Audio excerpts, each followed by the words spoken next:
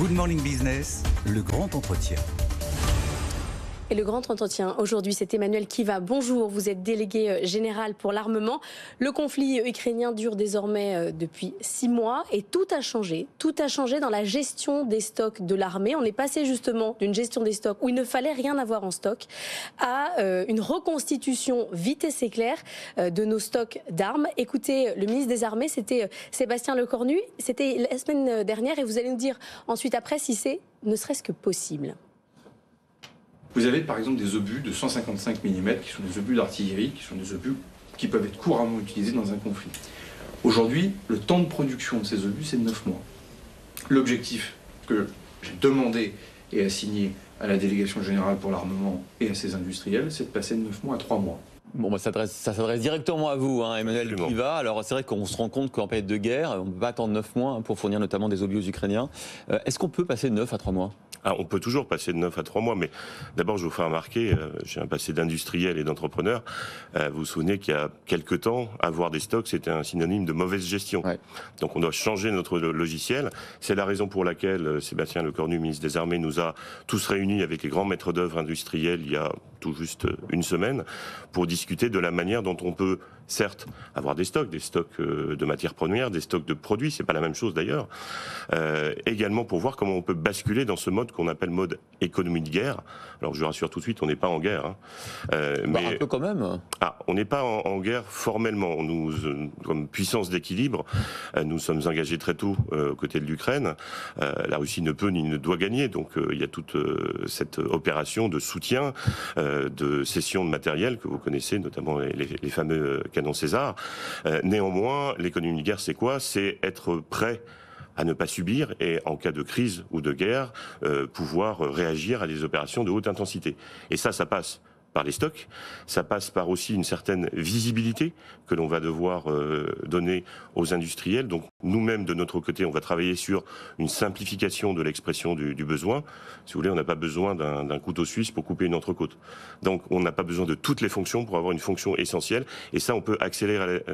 Ils vont être contents, les industriels, si vous leur dites que vous allez être moins pointilleux sur le cahier des charges, sur etc. Non, mais vous avez fait un top 10. Vous avez fait un top 10 des armes sur lesquelles il faut accélérer. C'est-à-dire que le reste, on laisse un peu tomber, quoi.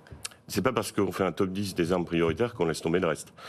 Simplement, on sait que ce sont des choses sur lesquelles on peut avancer assez rapidement avec les armées. Et effectivement, on a ce top 10 parmi lesquels on va trouver, on a parlé des munitions, on a parlé des systèmes solaires, on a parlé des canons César de l'artillerie. Donc ça, on sait qu'il y a des choses à faire, il y a des choses à faire très vite. On est en train d'évaluer la manière dont on va pouvoir gérer cette montée en cadence.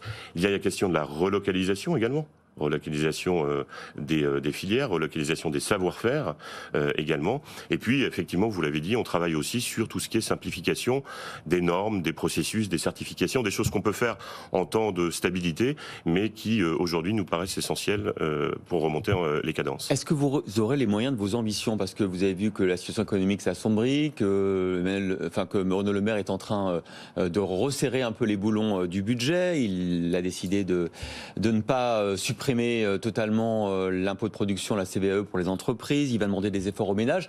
Est-ce que vous croyez que le budget de la défense va être préservé de ces économies, de cette rigueur qui s'annonce ? Alors déjà, je me permets de faire remarquer qu'on a eu une remontée assez spectaculaire du budget de la défense durant cette loi de programmation militaire, donc 2019-2025. Je vous rappellerai qu'en 2017, si ma mémoire est bonne, on était à peu près à 32,4 milliards d'euros par an de budget. En 2023, on aura 3 milliards supplémentaires par rapport à ce qu'on a aujourd'hui, c'est-à-dire 44 milliards d'euros. Oui, mais quand on a fait cette loi de programmation, il n'y avait pas la guerre en Ukraine. Les 3 milliards d'euros étaient déjà actés et nous rentrons aujourd'hui dans une phase de préparation d'une nouvelle loi de programmation militaire. Donc on discute évidemment, on ne fait pas ça tout seul dans notre coin. La Direction générale de l'armement travaille avec les forces armées, les états-majors d'armée, l'état-major des armées et également, bien évidemment, avec le service de Bercy. Donc je ne peux pas répondre formellement à votre question. Je peux vous dire en tout cas que la tendance n'est pas à la diminution des crédits et du budget de la défense. Il y va de notre autonomie stratégique et de notre supériorité opérationnelle. Donc il sera augmenté l'an prochain ? Donc je pense qu'il sera augmenté l'an prochain. Il y a la défense et les questions budgétaires françaises, il y a aussi l'Europe de la défense. Selon un rapport de l'Europe, en 2017, on dénombrait 178 systèmes d'armement différents dans l'Union européenne, 17 modèles de chars, 29 modèles de destroyers, 20 modèles d'avions de combat. Est-ce que c'est toujours le cas? Est-ce qu'on a un espoir à un moment donné de s'organiser, peut-être de faire, alors c'est peut-être pas le top 10, mais une charte pour qu'on puisse avoir les mêmes armements? En tout cas, on doit bénéficier de cette opportunité qu'offre l'Europe de la défense. Et vous savez qu'il y a quelque temps, et notamment en 2017, parler de Europe, financement et défense dans la même phrase, c'était une double oxymore. Aujourd'hui, vous avez des instruments, vous avez le Fonds européen de défense qui a été créé, vous avez effectivement des coopérations dont on pourra parler puisque ce sont des sujets qui sont des sujets complexes, mais qui néanmoins nous permettent d'avoir non pas une charte, mais en tout cas une convergence vers des systèmes communs pour une défense européenne commune. On va prendre un exemple très concret. Oui. L'avion de combat du futur, le SCAF, le système de combat aérien du futur. On aura 2 avions, on aura un avion, parce qu'on a déjà fait la même bêtise il y a 20 ou 25 ans avec 2 avions, l'Eurofighter et puis le Rafale. On s'est bêtement fait compétition au sein de l'Europe. Là, maintenant, la compétition c'est entre Dassault Aviation et Airbus, qui est une entreprise européenne, mais qui est quand même bien française. On va avoir 2 avions. Alors, premièrement, si vous me permettez, tout le monde fait effectivement cet amalgame entre le SCAF et l'avion. Le SCAF, comme vous l'avez dit, c'est un système de combat aérien du futur. Donc certes, c'est un avion, mais c'est aussi des drones qui vont voler avec cet avion, ce qu'on appelle des remote carriers, en bon français. C'est aussi un cloud de combat, donc l'interconnectivité entre toutes les composantes de ce système-là. Et donc il est normal que dans un système aussi complexe, eh bien pilier par pilier, puisque chaque fois qu'on a cloud de combat, remote carriers, avion, on appelle ça un pilier technologique, il y ait des discussions, qu'il y ait une compétition, parce que bien évidemment on sélectionne les industries sur leur savoir-faire. Et on prend ce qu'on appelle le best athlète, le meilleur athlète. Le meilleur athlète pour l'avion de combat aujourd'hui, c'est le leadership français avec Dassault Aviation. Mais Dassault dit, moi je réfléchis à un plan B, On peut toujours réfléchir. Ce que je peux vous dire, c'est que Dassault et Airbus sont en train aujourd'hui de discuter, que nous avons bon espoir. Les États se sont d'ailleurs engagés via ce qu'on appelle un statement of intent, de pouvoir développer, en tout cas rentrer dans la phase, ce qu'on appelle la phase 1B, la phase de démonstration. Alors c'est un programme qui est très complexe, donc je vous épargne les détails. Bien évidemment, il y aura de toute manière un futur de l'avion de chasse française, dont le SCAF fera partie. Mais est-ce que vous nous dites ce matin, moi, DGA, il n'y aura pas 2 avions de combat européens, il n'y en aura qu'un? Je vous dis, moi, DGA, j'attends le résultat des discussions très rapides, donc ce mois-ci, très concrètement, entre nos 2 industriels. Vous savez, il n'y a pas de programme ambitieux qui n'ait pas pris de temps. Non, mais d'accord. À être développé. Mais est-ce que c'est inacceptable qu'il y ait 2 avions de combat? C'est pas inacceptable puisque l'avion est une plateforme qui fait partie du programme SCAF. Ça n'est pas la solution qui est privilégiée aujourd'hui. Bon, 20 milliards d'euros d'exportation de matériel de guerre pour la France en 2022. Vous confirmez cet ordre de grandeur? C'est à peu près l'ordre de grandeur, oui. Ce sont des bonnes années pour l'exportation de matériel français. Très bonne année, on était à 11 milliards l'an dernier. Donc c'est une très très forte hausse. Est-ce que c'est ça? Je sais, il y a la guerre. On a pris conscience de la nécessité de se défendre, en tout cas pour beaucoup de Français, et la naïveté de penser qu'on peut vivre dans un monde sans armes. Néanmoins, quand même, est-ce que 20 milliards d'euros d'exportation d'armes dans le monde, c'est pas entretenir cette forme de course aux armements et à la folie guerrière? Alors malheureusement, on aimerait exporter zéro arme et avoir une armée qui assure simplement l'intégrité du territoire. Ça n'est pas le cas. Et on assiste effectivement à une remontée en puissance d'État complètement décomplexée d'ailleurs. Et donc, comme disait le général de Gaulle, oui, il ne faut pas désarmer. Alors pourquoi est-ce qu'on exporte? On n'exporte pas parce que le ministre des Armées ou moi-même sommes devenus directeurs commerciaux d'une grande entreprise de ce qu'on appelle la BITD, la base industrielle et technologique de défense. On exporte parce que c'est indispensable pour le maintien des savoir-faire et de cette base industrielle qui nous permet derrière d'avoir des développements souverains et des feuilles de route capacitaires dans l'ensemble des domaines.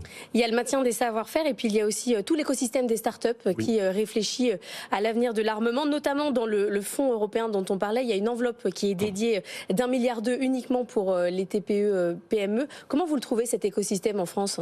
Elle est extrêmement dynamique. Vous savez qu'avant d'être délégué général pour l'armement, j'étais patron de l'Agence de l'innovation de défense. C'est plusieurs milliers d'entreprises qu'on a pu recenser. Ce ne sont pas d'ailleurs des entreprises uniquement de la BITD qui développent des technologies militaires. La dualité, c'est-à-dire le double usage civil et militaire des innovations qui sont générées dans cet écosystème, c'est une opportunité. Et d'ailleurs, il ne faut pas que les startups se mobilisent vers la défense. On est toxique, nous, pour une startup. Ah, vous les voulez dehors ? Non, on les veut dual. Et vous savez qu'on a créé d'ailleurs un fonds d'investissement qui s'appelle le Fonds Innovation Défense, qui est aujourd'hui de 200 millions d'euros, que j'espère porter à 400 millions d'euros, pour investir dans ces sociétés duales, leur permettre de se diversifier, d'accroître leur expertise dans le marché de la défense, tout en conservant un marché primaire qui les empêche d'être, j'allais dire, arsenalisés. Emmanuel Kiva, vous êtes docteur en biomathématiques, spécialisé en intelligence artificielle, spécialiste du biomimétisme aussi. Est-ce que, par rapport aux Américains, est-ce qu'on est encore dans la course des technologies ? Ça nous fait rêver quand on voit les lancements de SpaceX, quand on voit la reconquête de la Lune de Mars. Est-ce que l'Europe, la France, on est encore dans la course ? Je parle aux scientifiques. Alors, je dirais clairement oui. Il y a des domaines dans lesquels non seulement on est dans la course, mais on est dans la pointe de la course. Je pense aux capteurs quantiques, par exemple. On a ce qu'on appelle des gravimètres quantiques à atomes froids. Si vous avez une demeure, je vous expliquerai à peu près comment ça marche. Mais qui nous permettent de nous positionner. Il n'y a pas beaucoup de pays qui ont cette maîtrise-là. En intelligence artificielle, même si on n'est pas sur la pointe des réseaux de neurones, pour vous donner un exemple, l'école française de l'intelligence artificielle, l'école française de l'apprentissage statistique, c'est quand même une des meilleures du monde. Et je vous rappelle qu'on est parmi les pays à avoir le plus de Media Fields, qui est l'équivalent du prix Nobel pour les mathématiques. C'est d'ailleurs pour cela que dans le projet que je porte de transformation de la DGA, nous allons mettre la technique au centre, c'est-à-dire qu'on a de l'ordre de 4500 experts techniques de très très haut niveau. Ça veut dire qu'il nous faut continuer dans cette expertise technique, il faut également recruter les meilleurs. Et recruter les meilleurs, ça passe par les écoles, la jeunesse. Et donc il y a tout un projet aujourd'hui de transformation de la DGA dont je présenterai le premier plan d'action à Sébastien Lecornu vers la fin du mois. Donc ça ira très très vite. Pendant qu'on vous tient et que vous ne pouvez pas partir, est-ce qu'il va y avoir un nouveau Rafale ? C'est la même question que tout à l'heure que vous êtes en train. Il y aura un futur de l'aviation de chasse française, c'est certain. Je retente. Merci beaucoup, Emmanuel Kiva.